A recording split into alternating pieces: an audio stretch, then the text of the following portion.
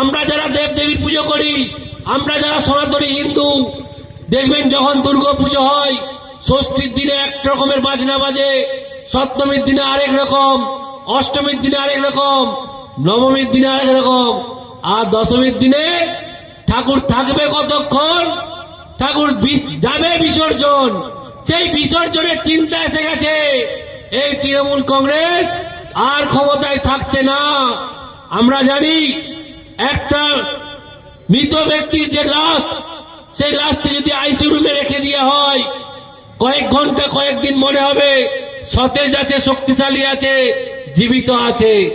বর্তমান তৃণমূল কংগ্রেসের অবস্থা ঠিক একই রকম।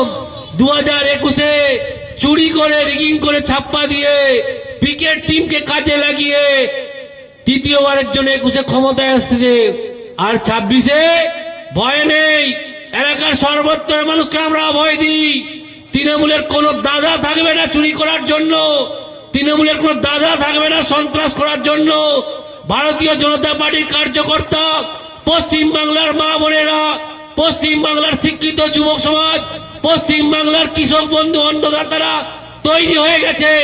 এবারে নির্বাচন ঐতিহাসিক নির্বাচন হবে। যে নির্বাচনে পশ্চিম বাংলার কোন সরকারি কর্মচারী থাকবে না, কোন পিকে থাকবে না, কোন এসডিও থাকবে না, কোন বিডিও থাকবে না। আর সমস্ত ওসির একটা হাত একটা পা ভেঙে দেওয়া হবে, ল্যাংড়ার মতো ঘোড়া চলতে থাকবে, বাঁচার চেষ্টা করবে।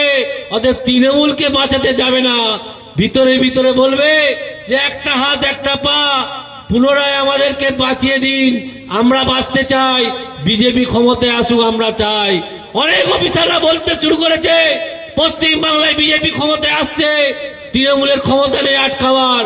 কারণ আমরা দেখেছি তৃণমূল হিন্দু বিরোধী, দুর্গাপুজোর বিসর্জন করতে দেয় না, মুসলিমদের তাজিয়া আগে করতে দেয়।